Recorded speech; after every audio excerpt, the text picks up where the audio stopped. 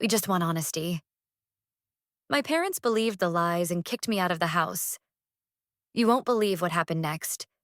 So sit down and hear the whole story, because the truth I revealed left my entire family speechless. The first bite of roast chicken stuck in my throat like gravel. I chewed slowly, forcing myself to swallow, hoping the tension clinging to the dinner table would dissolve. It didn't. The dining room, with its yellowing wallpaper and creaking chandelier, had always felt too small, but never more than now, when silence screamed louder than any argument. Paige raised her wine glass with a smile that didn't quite reach her eyes.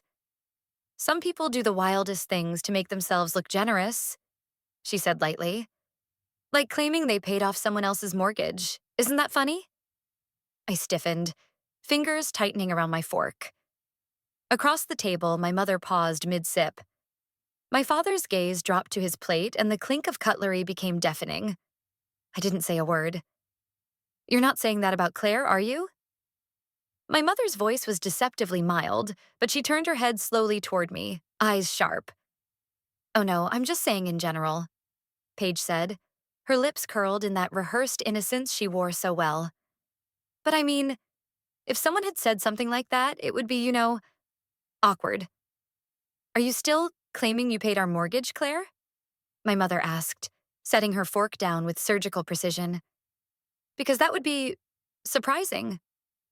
I didn't claim anything, I said, my voice calm but clipped. I sent checks every month for 4 years.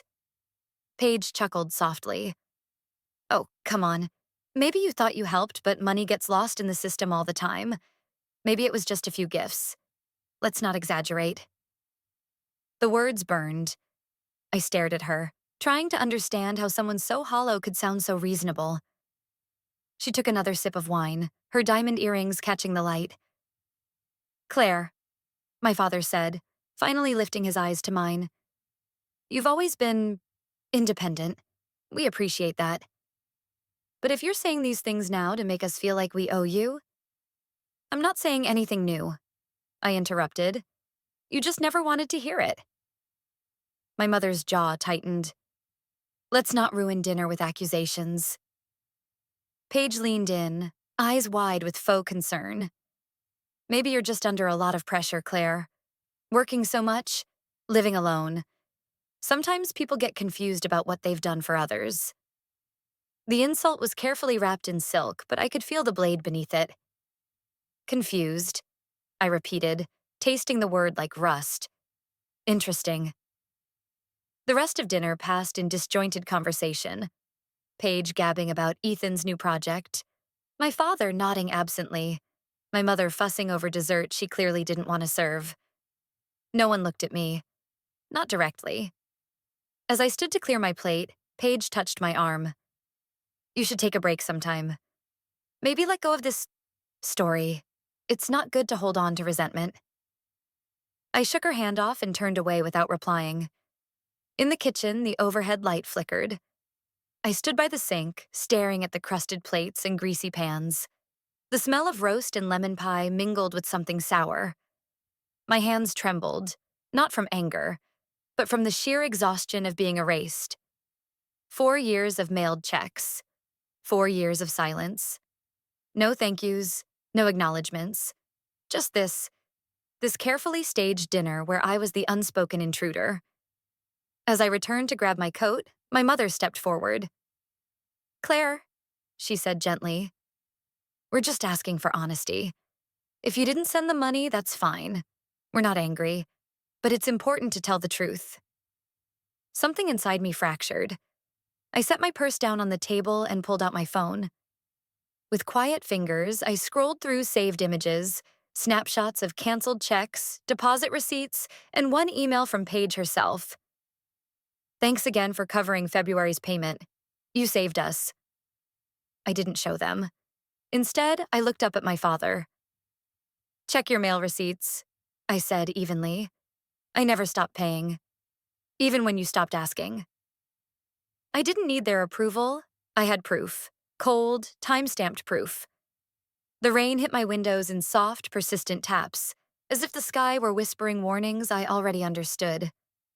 I sat at my desk, the lamp's glow casting long shadows across a stack of bank envelopes, unopened but familiar.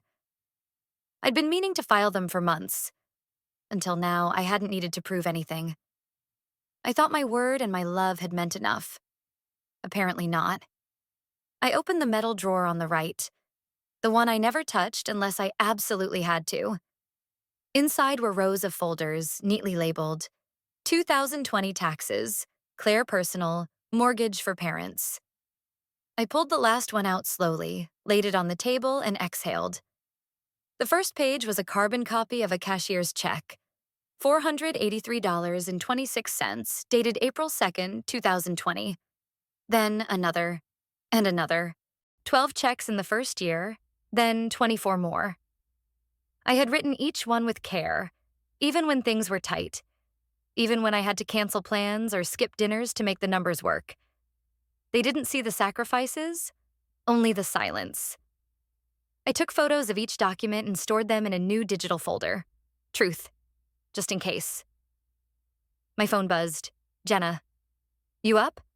I texted back. Yeah. You free?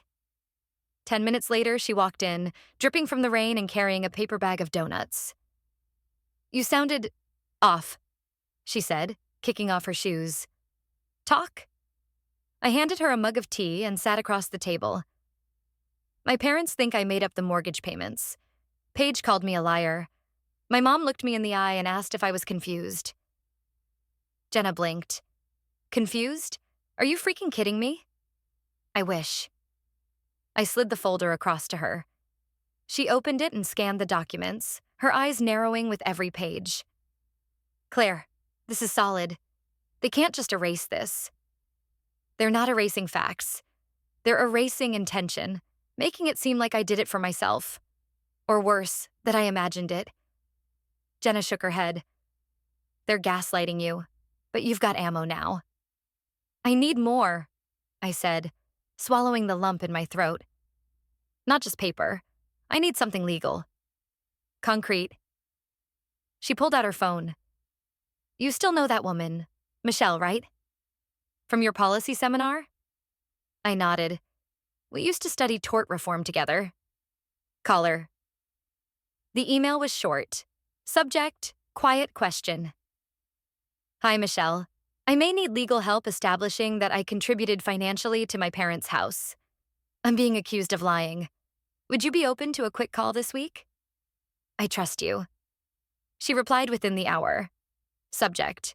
Quiet question. Claire, I remember how you pulled me through final exam week. I've got time Thursday. I'll help you protect what's yours. I leaned back in my chair, letting the warmth of Jenna's tea settle in my chest. Maybe I wasn't alone in this after all. The next day, I went to see Nicole, the bank manager who'd helped me set up the auto draft 4 years ago. Her office still smelled like lavender and paper. She greeted me with a nod. You want full documentation? Yes. Everything tied to the mortgage at 12 Sycamore Lane.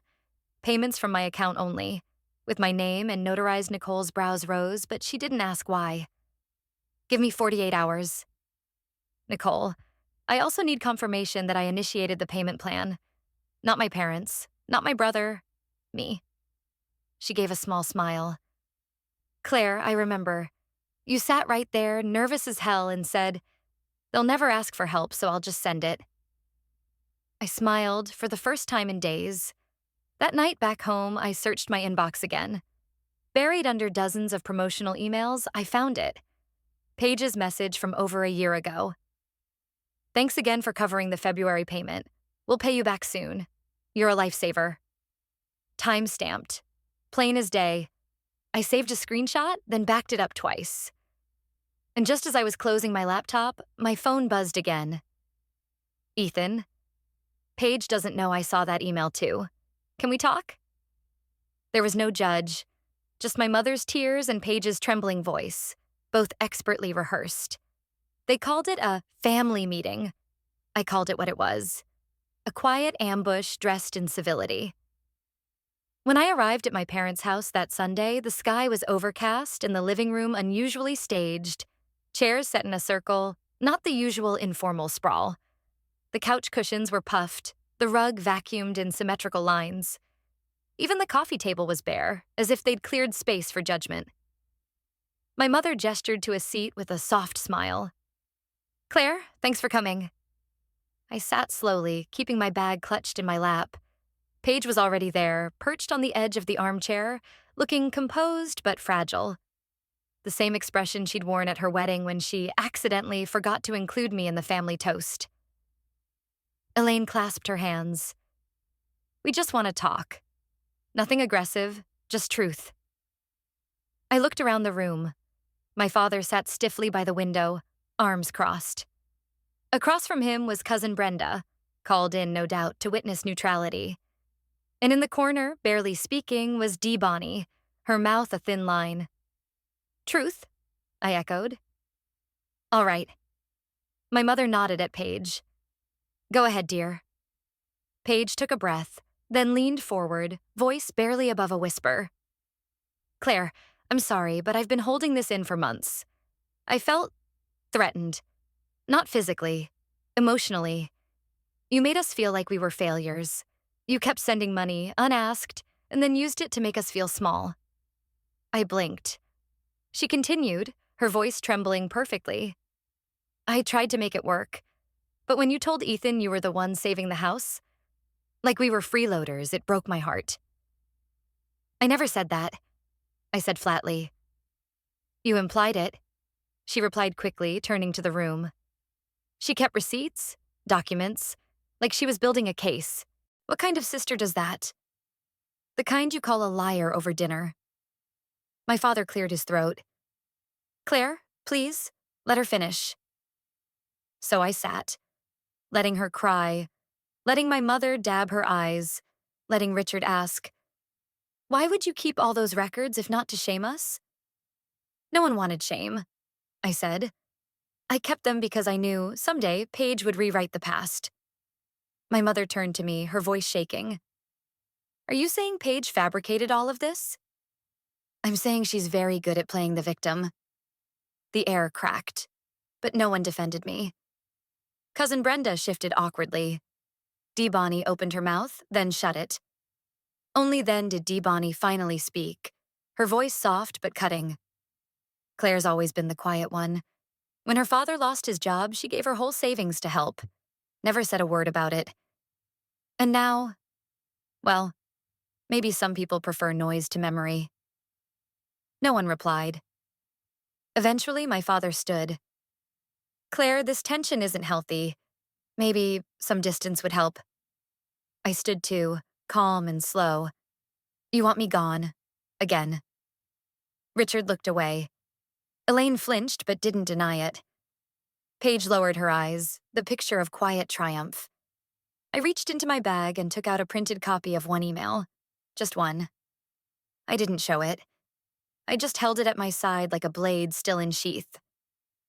"You believe her because she cries louder," I said quietly. "But numbers don't cry. I'll be back. With them." I turned to leave, but Dee Bonnie caught my arm and slipped a small, folded envelope into my hand. I didn't look at it until I reached my car. Inside was a decades-old deed and a yellowed note. They did it to me too.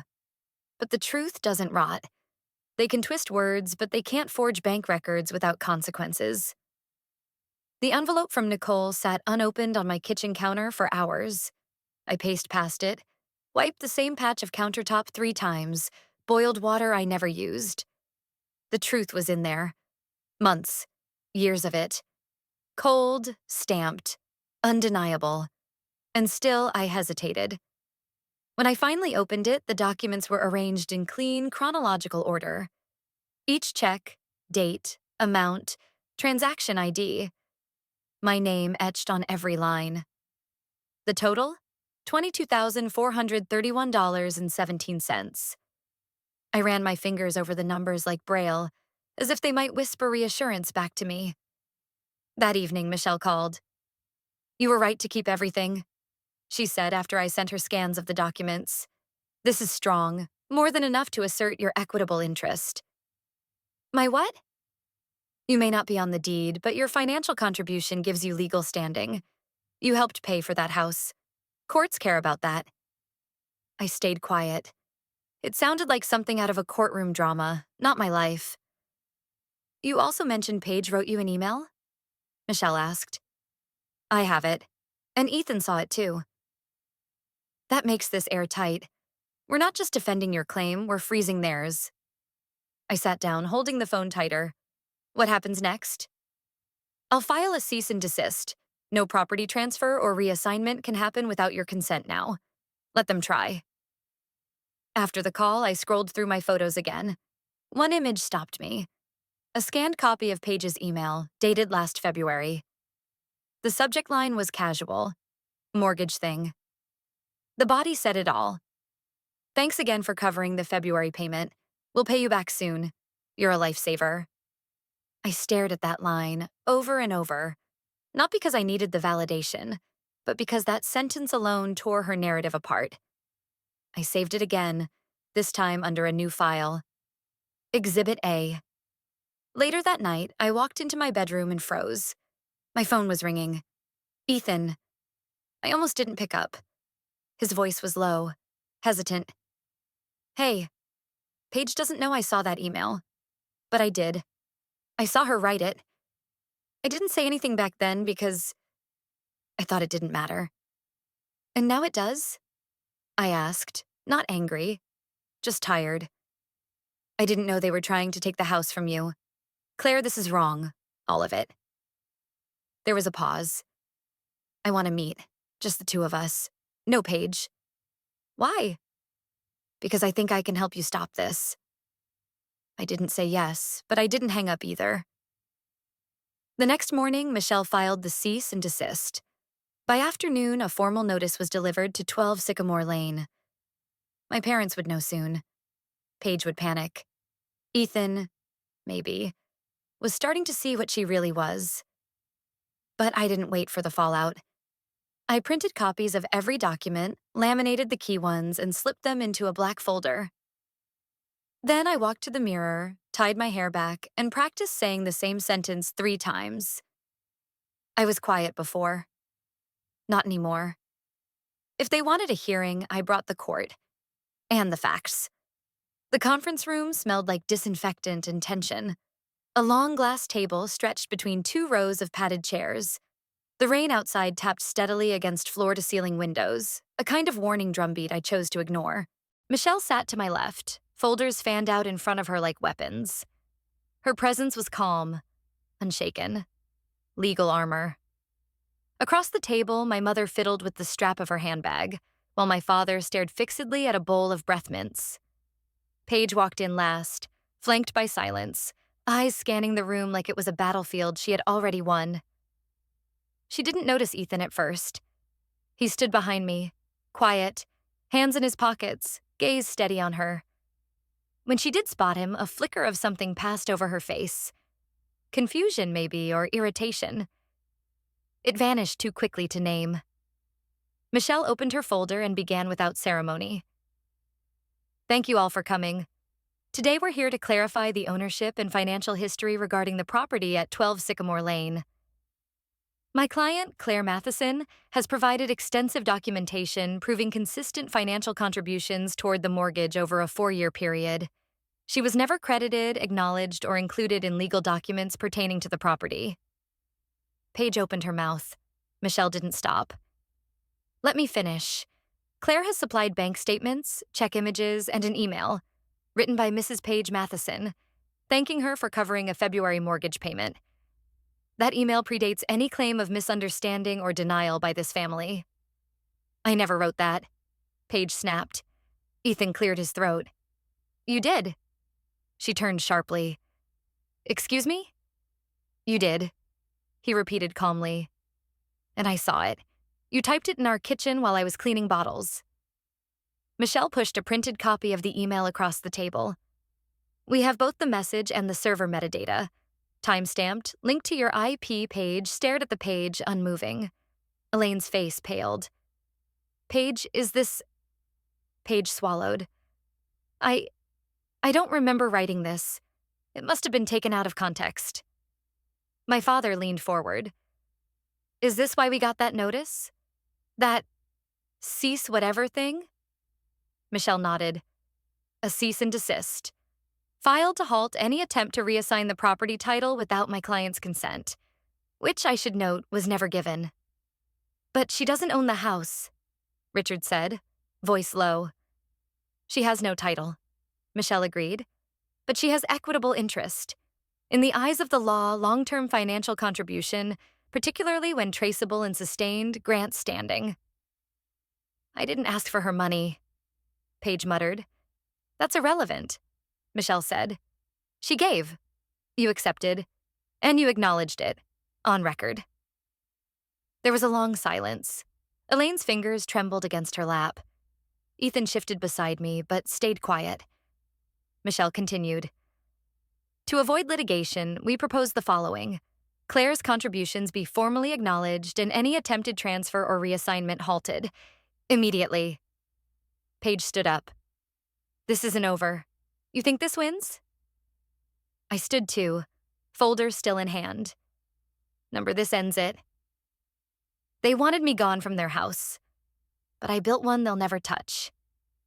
The keys to my new home felt warm in my hand, like a promise I had forged from fire. The house itself was modest, a 2-bedroom bungalow tucked behind a cluster of sugar maples in the quieter edge of town. But to me, it might as well have been a fortress. No one had gifted it. No one else's name was on the deed. Every inch of it had been earned. I set the last box down in the living room and took a breath. The sun spilled through the lace curtains I'd hung the night before, scattering soft gold across bare hardwood floors. In the silence, I felt something I hadn't in months. Stillness, not just around me, but inside. Later that afternoon, Jenna showed up with lemonade and a bag of tools. We're planting something, she declared, hauling a bag of soil out of her trunk. New roots for a clean start. We dug side by side in the backyard where the grass was still recovering from winter. As we worked, I told her about the final meeting, how Michelle's language had been measured, how Paige's fury cracked in slow motion, and how Elaine never met my eyes again. Jenna listened without interrupting, her fingers dirt-streaked and sure. When we finished, I placed the first sunflower seed into the earth and whispered, "Grow tall, taller than their doubts." That night, as I folded laundry in the quiet hum of my own space, the doorbell rang. It was my parents. They stood on the porch, not shoulder to shoulder, but separated by something invisible. My mother's face was bare of makeup, her eyes soft.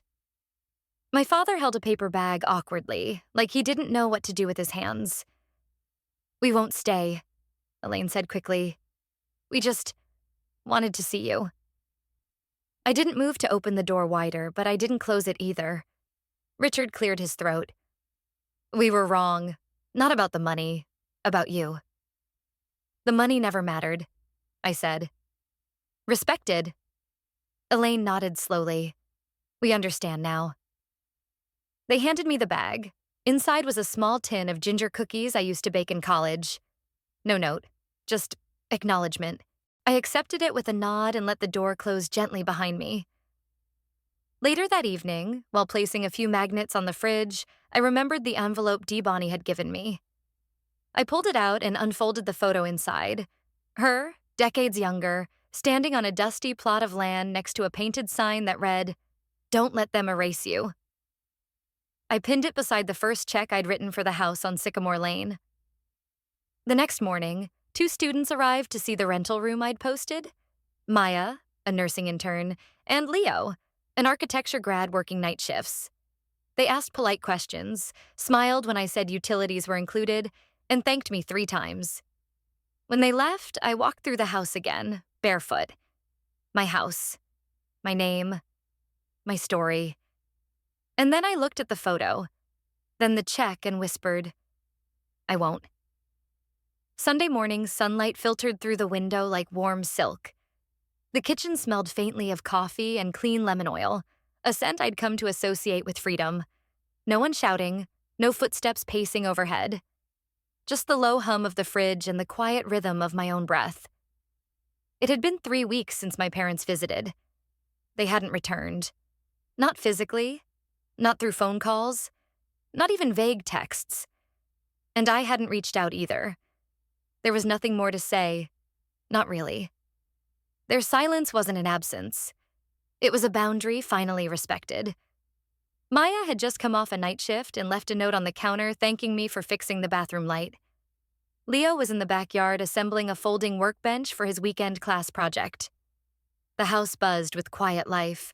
Not chaos, not control, just presence. That was enough. I stepped outside with my coffee in hand and took in the sunflowers. They'd sprouted fast, leaning toward the morning light like they knew what they wanted. I envied that clarity once. Now I claimed it.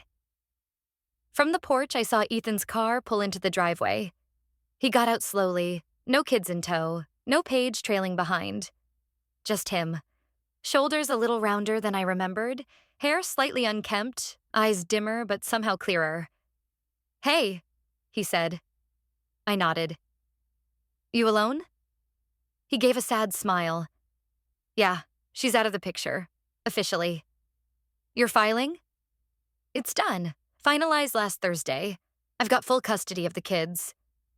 I let that sit in the air a moment. "I'm not here for sympathy," he said. "I'm here because I wanted to say thank you, and I wanted to ask you something that might be unfair." I raised an eyebrow. He took a slow breath. "Would you ever consider seeing them again?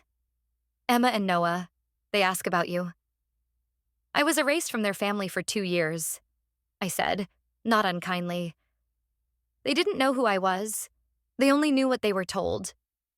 "I know, but kids, they remember what feels safe. You were that once." I looked out at the garden. They'd be welcome here if they wanted to come, but I won't force anything, and I'm not stepping into their lives as some replacement anchor. "You'd just be Claire." I nodded. "Just Claire." He stood there a moment longer, unsure whether to hug me or leave. I offered a small smile. "You're doing better, Ethan. You look tired, but honest." That's more than I could say last year. When he left, I didn't feel the ache of missing family. I felt something softer, stranger, closure. That afternoon, I found myself rearranging old boxes in the guest room closet. At the bottom was a journal I hadn't opened in years. Hardbound, blue leather with the spine slightly cracked. I'd started it during the first year of sending money to my parents. Most entries began with, "Maybe this will help them love me more." I sat on the floor and read for an hour, each page a breadcrumb to the girl I used to be. Desperate, loyal, invisible. The last entry surprised me. I'd written it the night after sending in my third payment. "Someday I'll live in a place with my name on every utility bill and my breath in every corner, and no one will ever ask me to shrink again." I laughed. Not bitterly, just softly, because I had made that real. At sunset, a package arrived by mail. No return address, just my name handwritten in black ink. Inside, an old family photo. One of the few I was ever in. Me, maybe 10, standing a little apart from the group, holding a ribbon-wrapped certificate. No one in the picture was looking at me. Not even my mother. But someone had scribbled on the back in a hand I didn't recognize. "They may not have looked at you, but you were always visible." To someone. I stared at it for a long time, wondering who sent it. Maybe Dee Bonnie. Maybe Jenna. Maybe someone else who'd seen what I had worked so hard to hide. I placed the photo beside the old check and the sunflowers printout on the fridge. The next weekend, Emma and Noah visited for the first time. They ran through the house like it was an adventure, asking questions about every room, every painting, every object. Emma stopped in front of the framed check. "What's that?" she asked. "It's a receipt," I said. "For something important." Noah tilted his head. "Like groceries?" "Like a promise," I said gently, "that no one would ever get to decide who I was again." That night, they fell asleep in the guest room, tucked in with extra blankets and Leo's string lights taped to the wall. I stood in the doorway and watched them breathe, In the quiet, I thought about everything I had lost, and everything I had gained when I stopped chasing their version of love. They wanted me gone from their house, but I had built something better, and no one, not Paige, not guilt, not old stories, would ever hold the keys again. The diner was nearly empty when he walked in. It was a Tuesday morning, the kind that smelled like burnt coffee and old vinyl booths. I was halfway through a toasted bagel when I saw his reflection in the window. Broad-shouldered, slower now, wearing the same tan jacket I remembered from every childhood church Sunday. Richard Matheson. My father. He didn't ask if he could sit. Just lowered himself onto the bench across from me and folded his hands on the table like he was praying for the right words. "I didn't know you'd be here," he said. I didn't look up. "You did. Jenna posts my sketch mornings on Facebook. You've been watching." He didn't deny it. The waitress came by, refilled my mug, and offered him one. He declined.